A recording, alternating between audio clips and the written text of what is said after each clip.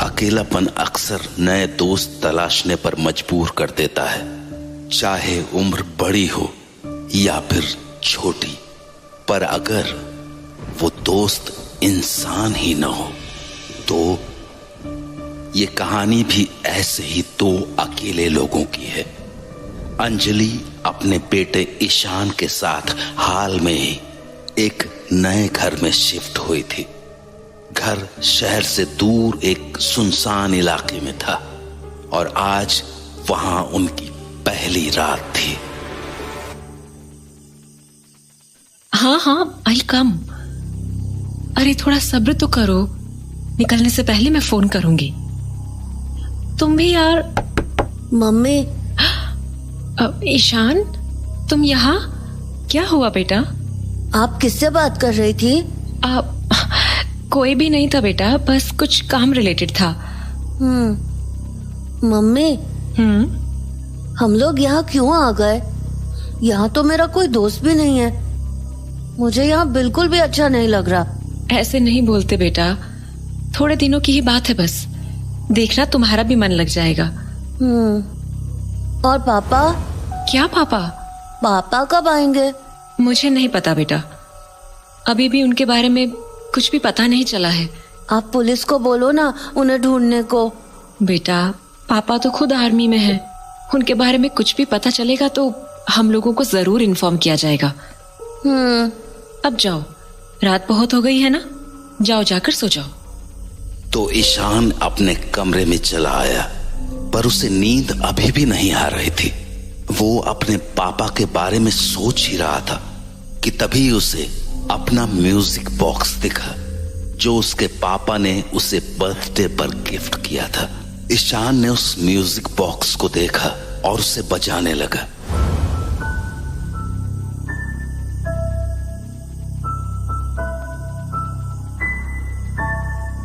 अभी ईशान उस music box को बजा ही रहा था कि तभी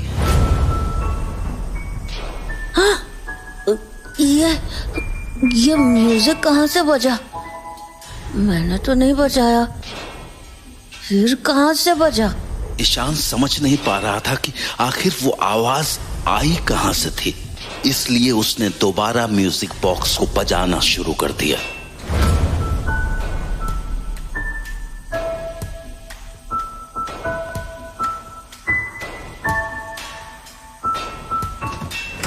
ईशान, हाँ? क्या कर रहे हो बेटा? ये कोई टाइम है म्यूजिक बॉक्स बजाने का? रात के 12 बज रहे हैं। मम्मी को भी सोना है ना? पर मम्मी, मैंने तो थोड़ा सा बजाया था, बाकी आवाज पता नहीं कहाँ से आ रही थी। ईशान, प्लीज बेटा सो जाओ। पर मुझे पापा की याद आ रही है। अरे बेटा, आधी रात को म्यूजिक बॉक्स बजाने से पापा थोड़ी आ जाएंगे। और एक तो इस म्यूजिक बॉक्स के पीछे हाथ धोकर पड़े हो तुम। मना किया था ना इसे अपने साथ लाने से। ये टूट गया है बेटा, कब तक खेलोगे इससे? हाथों में कभी चुभ गया तो? नहीं, ये पापा ने दिया है, उनका गिफ्ट है। बेटा, 4 साल के थे तुम तब, अब तुम्हारी इससे खेलने की उम्र थोड़ी ना है। एनीवे, प्लीज इसे बंद करके साइड रखो और सो जाओ। Okay, good night. उसके बाद ईशान म्यूजिक बॉक्स को साइड में रखकर एकटक उसे देखने लगा। पापा, आप जल्दी आ जाओ, मेरा यहाँ बिल्कुल मन नहीं लग रहा। उस म्यूजिक बॉक्स को देखते हुए ईशान को पता ही नहीं चला कि कब वो गहरी नींद में सो गया।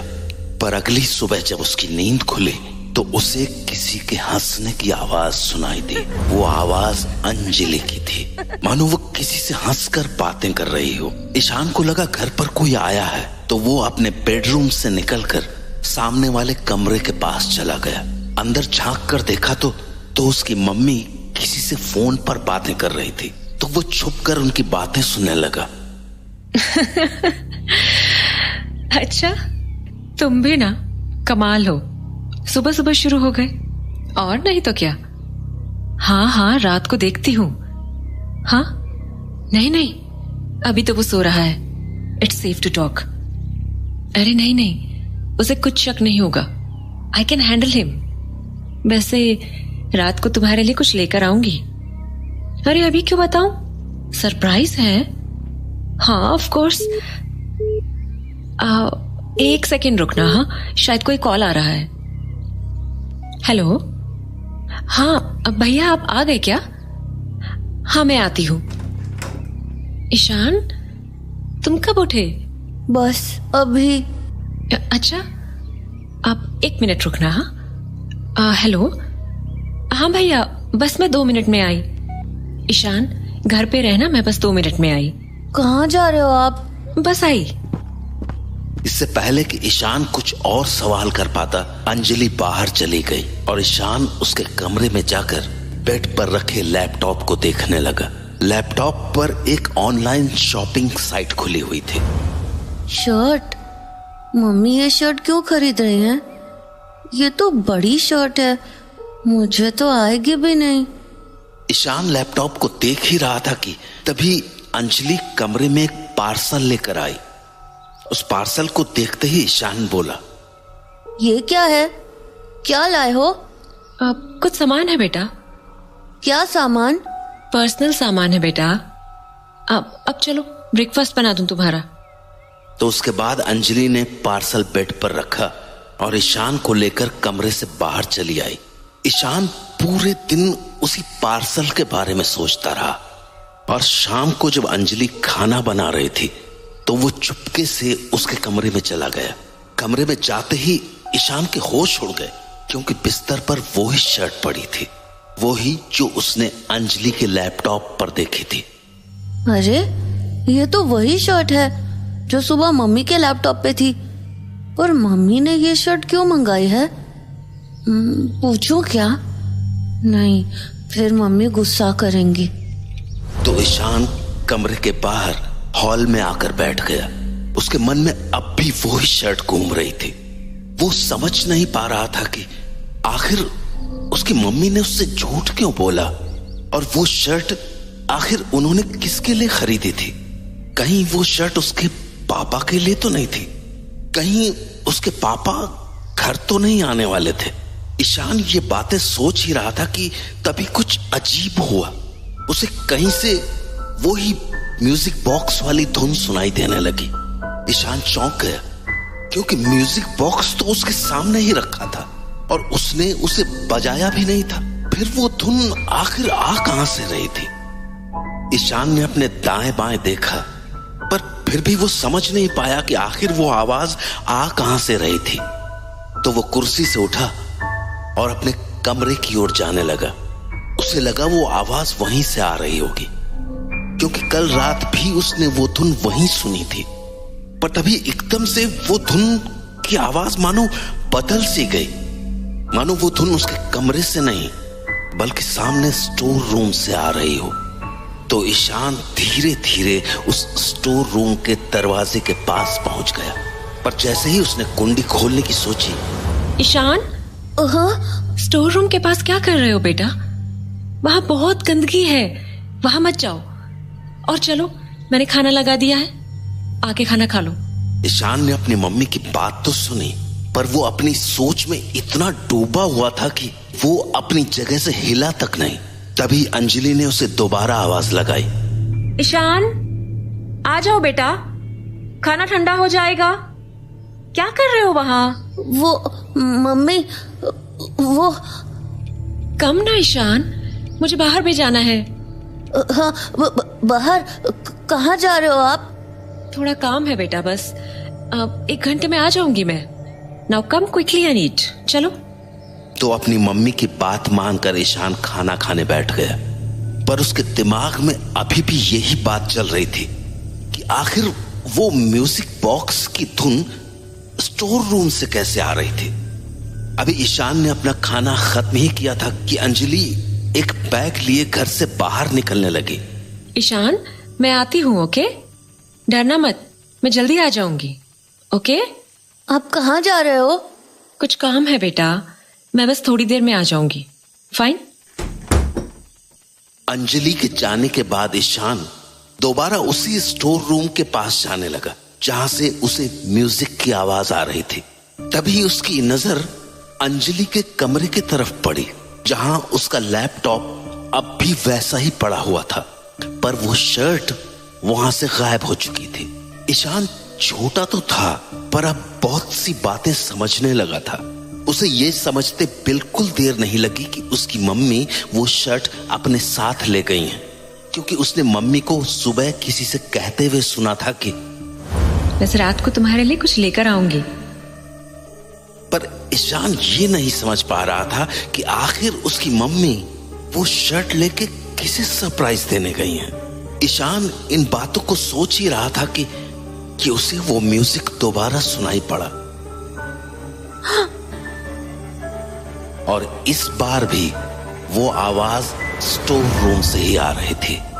उस म्यूजिक को सुन के ईशान खुश होने के साथ साथ थोड़ा डर भी गया, क्योंकि वो घर पर अकेला था और उसे अकेले स्टोर रूम में जाने में अब डर लग रहा था। तो बहुत देर तक ईशान ने अपने मन को समझाया, पर जब वो धुन बंद नहीं हुई तो वो उस स्टोर रूम के पास पहुंच गया। पर जैसे ही उसने उस स्टोर रूम का दरवाजा खोला, उसके होश उड़ गए, क्योंकि स्टोर रूम के अंदर कोई खड़ा था। तभी ईशान की नजर उसके कपड़ों पर पड़ी। उन कपड़ों को ईशान एक झटके में पहचान गया और बोला, पापा, पापा आप? पर इससे पहले कि ईशान कुछ और कह पाता, उसे अपने पीछे से अपनी मम्मी की आवाज सुनाई पड़ी। ईशान, हाँ? तुम फिर से स्टोर रूम के पास चले गए? मैंने मना किया था ना। चलो दरवाजा बंद करो और यहाँ आओ। पर मम्मी यहाँ। पर जैसे ही ईशान पलटा, स्टोर रूम में अब कोई नहीं था। हाँ? अरे ये क्या हुआ? अभी तो यहीं। ईशान क्या बोल रहे हो? यहाँ आने को बोला ना मैंने। पर मम्मी अभी यहाँ पर पापा थे। क्या? हाँ मम्मी, अभी वो स्टोर रूम में थे, मैंने देखा। ईशान क्या बोल रहे हो? मम्मी सच्ची, वो म्यूजिक बॉक्स की आवाज दोबारा आई थी। ओह गॉड ईशान, स्टोर रूम से। और जब मैंने दरवाजा खोला तो यहाँ पापा खड़े थे। ईशान बेटा, सेम वो आर्मी वाला ड्रेस में। इनफ ईशान, ये क्या बोले जा रहे हो तुम? मम्मी सच्ची मैंने देखा था पापा को। Ishan that's just not possible, okay? मम्मी पर मैंने देखा। ईशान लिसन टू मी, मैंने कहा ना इट इज नॉट पॉसिबल। तुम्हारे पापा यहाँ हो ही नहीं सकते, समझे ना? Now close the store room और दोबारा मत खोलना वो दरवाजा। मम्मी की डांट के बाद ईशान कुछ नहीं बोला। उसने स्टोर रूम का दरवाजा बंद किया और अपने कमरे में चला गया। ईशान कमरे में चला तो आया था, पर उसका सारा ध्यान स्टोर रूम पर ही था, क्योंकि उसे भरोसा था कि स्टोर रूम के अंदर उसने अपने पापा को ही देखा था। इसलिए वो कमरे में बैठा बैठा अपनी मम्मी के सोने का इंतजार कर रहा था, ताकि वो दोबारा स्टोर रूम में जा सके। पर इंतजार लंबा था, इसलिए समय काटने के लिए वो अपने टैबलेट पर एक वेब सीरीज देखने लगा, जिसका नाम था माय हीरो।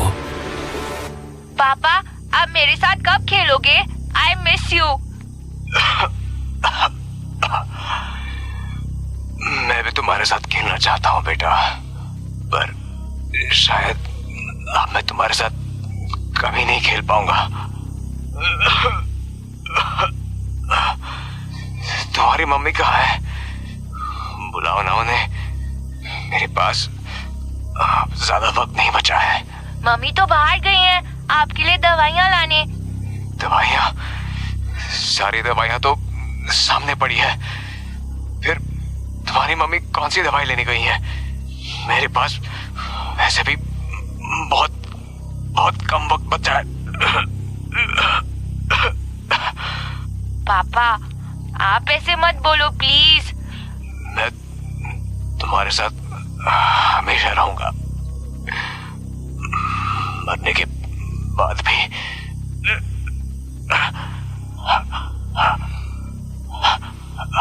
हमेशा। पापा ईशान उस मूवी में इतना खो गया कि उसे पता भी नहीं चला कि कब रात के 3 बज गए। घड़ी की आवाज सुनते ही ईशान हड़बड़ा सा गया। टाइम देखने पर उसने अपने टैबलेट को साइड में रखा और निकलकर अंजलि के कमरे के पास पहुंच गया। जब अंदर झांकने पर वो सोती हुई दिखी तो ईशान स्टोर रूम का दरवाजा खोलकर अंदर चला आया। अब की बार अंदर खिड़की के पास कोई नहीं था, पर ईशान को पूरा भरोसा था कि उसके पापा उसी कमरे में हैं। तो उसने धीमी आवाज में उन्हें पुकारना शुरू किया। पापा, पापा, ईशान, पापा, आप यहाँ? Ishan, calm down. पापा, मुझे पता था आप ही हो। मैंने देखा भी था, पर मम्मी मानी ही नहीं। पर आप यहाँ स्टोर रूम में क्यों हो? ईशान, हाँ? silence. I came here to tell you something. हाँ? क्या? यही कि I am never coming home again. हाँ? क्या मतलब? क्या मतलब घर नहीं आओगे? आप तो यही हो। फिर? टच में ईशान, तुम खुद समझ जाओगे। हाँ? ये क्या हुआ? पापा, आपको क्या हुआ? मैं आपको छू क्यों नहीं पा रहा हूँ? क्योंकि I am dead, Ishan, dead. हाँ? क्या? It's true, Ishan. I am dead. पर Don't worry, मैं तुमसे ये बात नहीं छुपाऊंगा. Not like your mother. क्या? मम्मी को पता है कि आप तो मम्मी ने मुझे क्यों नहीं बताया? अंजलि ने तुमसे बहुत कुछ छुपाया है Ishan. But if you look carefully, you might find it all. Ishan को स्टोर रूम से निकलते निकलते सुबह हो गई। अब वो अपने कमरे में बैठा मम्मी के जागने का इंतजार करने लगा। ईशान को उनसे ढेर सारे सवाल करने थे, इसलिए वो ये सब सोच ही रहा था कि उसकी नजर अपने टैबलेट पर पड़ी, जिस पर अब भी वो वेब सीरीज पॉज्ड पड़ी थी। हेलो, तुमने फिर फोन कर दिया? कितनी बार कहा है डायरेक्ट फोन मत किया करो। मेरा पति मरने वाला है, मरा नहीं है। At least let him die for God sake. और ये मेरे घर के आसपास आना बंद कर दो। मुझे बार बार रोहन को ये बोल के आना पड़ता है कि मैं उसके पापा के लिए दवाई लेने जा रही हूँ। हाँ ठीक है, पता है हाउ मच यू मिस मी। वैसे भी आजकल में मेरा पति मर ही जाएगा, तो इंश्योरेंस का सारा पैसा हमारा। उसके बाद वी कैन स्टे टुगेदर। तब तक नहीं करना होगा तुम्हें मुझे मिस। हाँ? क्या मतलब रोहन का क्या? यार देखते हैं ना, अगर ज्यादा प्रॉब्लम करेगा तो वी विल लीव हिम यहाँ। वैसे भी उसे अपने बाप और इस घर से कुछ ज्यादा ही प्यार है। अच्छा चलो, आई हैंग अप नाउ। अच्छी पत्नी होने की एक्टिंग भी तो करनी है मुझे। और हाँ, प्लीज डोंट कॉल मी। जो भी बात करनी हो वो मैसेज में करना, समझे? Okay bye. मैसेज? उस वेब सीरीज को देखते हुए न जाने ईशान के मन में क्या आया कि वो टैबलेट बिस्तर पर रखकर कमरे से बाहर निकल गया। अंजलि तब तक उठ चुकी थी और किचन में खाना बना रही थी। शायद ईशान को इसी मौके की तलाश थी। वो फौरन अंजलि के कमरे में पहुंच गया और किस्मत से उसे वहां अंजलि का लैपटॉप भी खुला मिल गया। लैपटॉप में एक चैट विंडो खुली थी। ईशान ने देखा कि उसकी मम्मी जिससे बात कर रही थी वो कोई अननोन नंबर था, तो वो उस चैट को पढ़ने लगा। Hey, sorry about the call. I got worried. यार मैंने कहा था ना कॉल मत किया करो। वैसे ही ईशान ने मुझे सवाल कर कर के पागल कर रखा है। जो भी बोलना है यहाँ बोल दिया करो। अच्छा, तुमने उसे कुछ बताया है क्या? नहीं, एब्सोल्युटली नॉट। बेकार उसके मन में 1000 सवाल पैदा हो जाएंगे एंड मैं अभी उसके सवालों का जवाब नहीं देना चाहती हूँ। Want this to go smooth। और वैसे भी ये सारा ड्रामा आज रात को खत्म हो ही जाएगा। उसके बाद we will be together forever। Ishan, मम्मी की आवाज सुनते ही ईशान सहम गया और जैसे तैसे हड़बड़ाते हुए कमरे से बाहर निकला। सामने उसके कमरे के दरवाजे के पास मम्मी खड़ी थी। हाँ मम्मी। तुम कब जागे? बस अभी अभी। अच्छा, और मेरे कमरे में क्या कर रहे थे? वो मैं आपको देखने गया था। अच्छा, तुम सच में अभी अभी जगे हो? हाँ। ईशान, झूठ मत बोला करो मुझसे, समझे तुम? ये क्या है ये? हाँ, क्या देख रहे थे तुम? और कब से देख रहे थे? रात भर तुमने यही देखा है ना? नहीं मम्मी, मैं। फिर झूठ। मना किया ना झूठ बोलने से। मैं रात को देख रहा था। क्यों देख रहे थे? ये वही वेब सीरीज है ना, माय हीरो? हाँ मम्मी, अभी आई है। अच्छा, फिर तो ये भी पता होगा कि ये बच्चों के लिए नहीं है। पर मम्मी, ये सीरीज नहीं देखनी है, समझ में आई बात? पर हाँ या ना ईशान, समझ आई मेरी बात या नहीं? हाँ। अब सुनो, मैं शाम को कहीं जाऊंगी, so you better behave properly while I am gone, okay? ना घर के स्टोर रूम्स वगैरह में घूमना है और ना ही ये सब वेब सीरीज देखनी है। Got it? ट्राई करना कुछ पढ़ाई कर लो, क्योंकि आज रात के बाद वैसे भी। हाँ? मतलब? आज रात को सब पता चल जाएगा। अब चलो ब्रेकफास्ट कर लो। मम्मी की बातों से ईशान का शक और भी बढ़ चुका था, इसलिए शाम को जैसे ही अंजलि बाहर गई, ईशान फौरन स्टोर रूम में चला आया। पापा। Ishan, what happened? पापा, वो मम्मी बहुत गंदी है। वो अच्छी नहीं है, वो बिल्कुल अच्छी नहीं है। और आज ना वो कुछ करने वाली है। What do you mean? मुझे नहीं पता, पर वो बोल रही थी कि आज के बाद मुझे पढ़ने का भी मौका नहीं मिलेगा। पापा, वो मुझे घर से निकाल देंगी। वो उनके फ्रेंड को लेकर आ जाएंगी और मुझे यहाँ से निकाल देंगी। I know, Ishan. Why do you think I am dead? Anjali ने मेरे साथ भी यही किया था। हाँ, क्या किया मम्मी ने आपके साथ? हाँ? I know about that friend, Ishan. I knew all about that affair of hers. But when I tried to stop her, she killed me. हाँ? आपको मम्मी ने मारा है? Yes, ईशान। मुझे अंजलि और उसके फ्रेंड ने ही मारा है। क्या मतलब आप मिसिंग नहीं थे? आपको मम्मी ने मार डाला? Yes.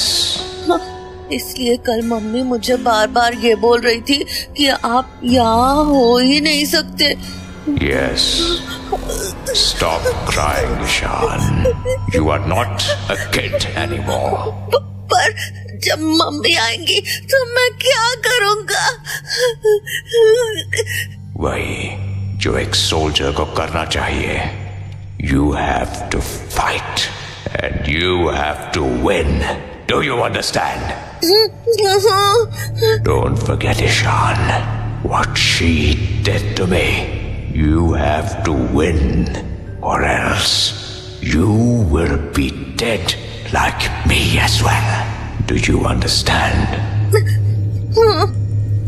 तो ईशान स्टोर रूम से बाहर चला गया और कुछ ही देर में अंजलि घर वापस आ गई। पापा, मम्मी आ गई। Don't worry, बेटा, मैं हूं ना। Be brave. अभी ईशान ने खुद को संभाला ही था कि अंजलि घर का दरवाजा खोलने लगी।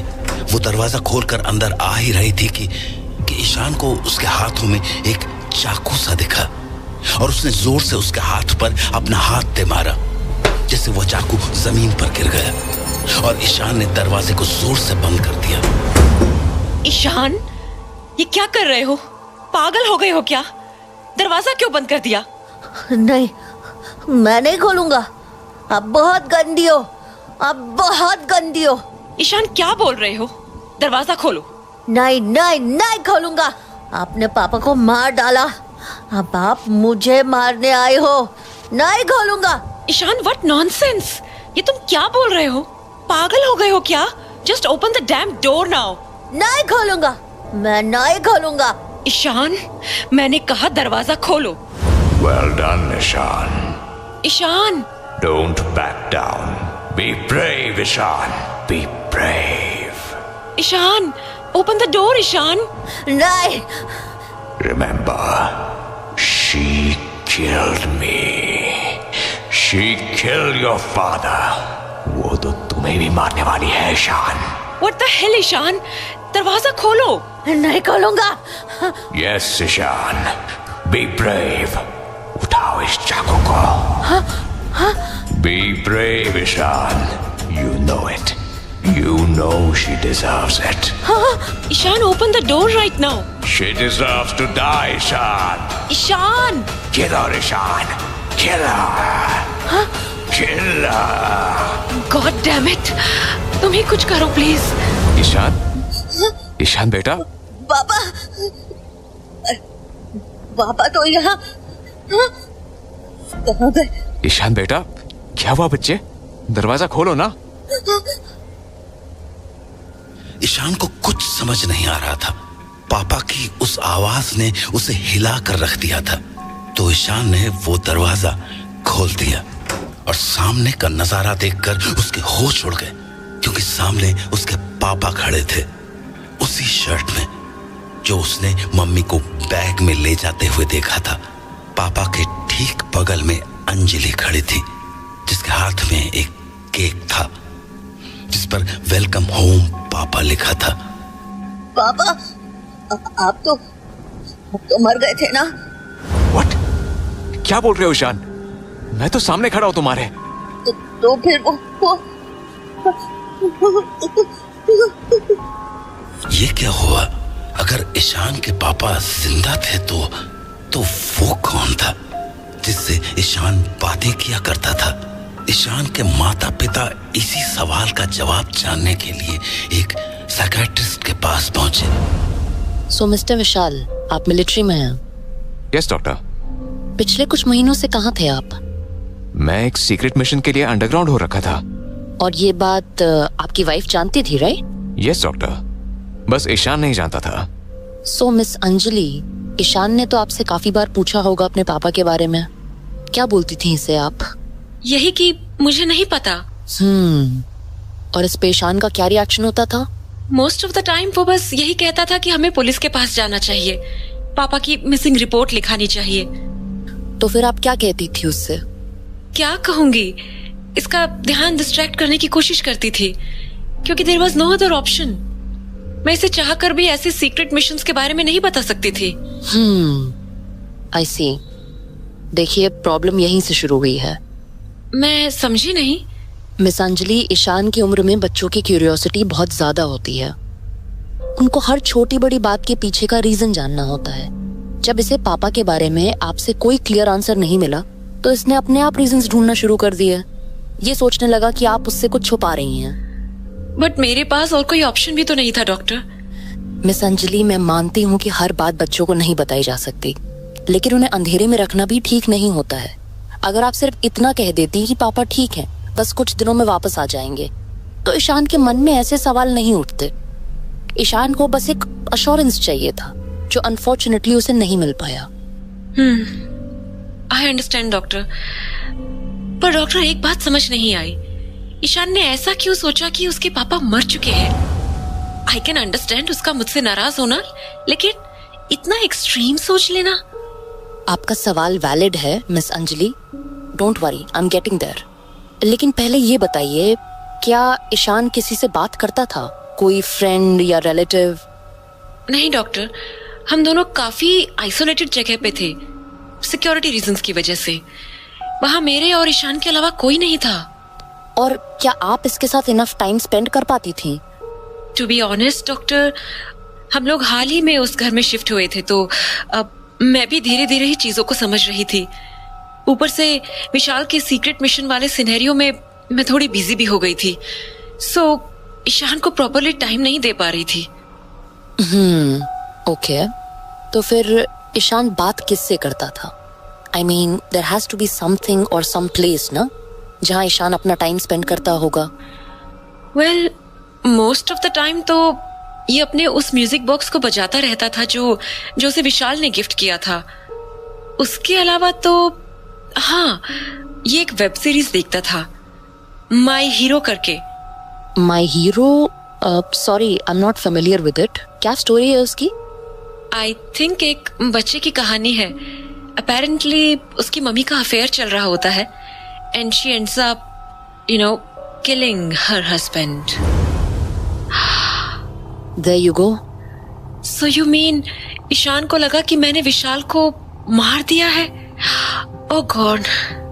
Worse, miss Anjali, worse. Ishan उस वेब सीरीज में इतना खो गया कि उसी को अपना सच मानने लगा। उसने खुद को उस बच्चे की जगह रख लिया और सोचने लगा कि जो उस कहानी में हुआ वही उसके साथ भी हो रहा है। मेडिकल टर्म्स में से डिसोशिएटिव आइडेंटिटी डिसऑर्डर कहते हैं, जिसमें इंसान खुद की आइडेंटिटी को भूल करके किसी और की आइडेंटिटी अपना लेता है। इसीलिए इस एज ग्रुप में it's very important to monitor बच्चा क्या देख रहा है, क्या सुन रहा है, क्योंकि अभी इनका सबकॉन्शियस माइंड एक कोरे कागज की तरह होता है और एक बार उस कोरे कागज पर कुछ छप गया तो बच्चे उसी को सच मानने लगते हैं। We understand, doctor. But I still can't understand this कि ईशान मुझसे कैसे बात कर पा रहा था जबकि I wasn't even there. आपकी एब्सेंस का असर ईशान पर काफी गहरा था मिस्टर विशाल। किसी भी बच्चे के पहले दोस्त उसके माँ बाप ही होते हैं, पर जैसे कि मैंने पहले भी बताया, अगर बच्चों को उनके जवाब माँ बाप से नहीं मिलते हैं तो वो बाहर जाकर अपने दोस्तों से उन जवाबों को ढूंढने की कोशिश करते हैं। पर जब वो भी पॉसिबल नहीं हो पाता तो वो खुद से बातें करने की आदत डाल लेते हैं, as if they are talking to an imaginary friend, like diary में अपने थॉट्स लिखना। बट प्रॉब्लम तब होती है जब कुछ बच्चों को उनका इमेजिनरी फ्रेंड दिखने लगता है। उन्हें लगता है कि वो किसी और से बातें कर रहे हैं, लेकिन असल में वो अपने ही मन के एक टुकड़े से बात कर रहे होते हैं। ईशान ने भी ऐसे ही अपने अकेलेपन में स्टोर रूम को अपनी इमेजिनरी दुनिया बना ली, जहां वो अपने इमेजिनरी पापा से बातें किया करता था। पर जब उसकी इस इमेजिनेशन पर वेब सीरीज का डार्क इन्फ्लुएंस पड़ा तो उसका ये कनेक्शन धीरे धीरे एक डिस्टर्बिंग शेप लेने लगा। मेडिकल टर्म्स में इसे स्किज़ोफ्रेनिया की अर्ली स्टेज कहते हैं। ये एक रेयर और सीरियस कंडीशन होती है जो बचपन में शुरू होती है। इसमें बच्चे को अपने थॉट्स और रियलिटी के बीच का डिफरेंस समझने में डिफिकल्टी होने लगती है। Oh God. तो मतलब Ishan? Don't worry, you people are lucky miss Anjali कि ये इशू इतनी जल्दी सामने आ गया, or else this could have been disastrous. But doctor, is Ishan okay now? Don't worry, he will be fine. जैसे मैंने कहा, ये डिसऑर्डर बहुत अर्ली स्टेज पे डिटेक्ट हो गया है। अभी आपको सिर्फ इसे इमोशनल सपोर्ट देना है, आपका टाइम, आपका प्यार, दैट्स इट। थोड़े दिनों की थेरेपी और मेडिकेशन के बाद ही विल बी फाइन। पर इस दौरान ध्यान रहे, ईशान को कभी भी इमोशनली आइसोलेटेड फील मत करने देना, वरना प्रॉब्लम बहुत ज्यादा बढ़ सकती है। Okay doctor, we understand. Ishaan की कहानी तो खत्म हो गई और वो ठीक भी हो गया, पर हर किसी की किस्मत इतनी अच्छी नहीं होती, क्योंकि कुछ लोग अकेलेपन में इतने ज्यादा खो जाते हैं कि वो उससे कभी बाहर नहीं आ पाते। उम्मीद है कि आप कभी इस अकेलेपन का शिकार न बने।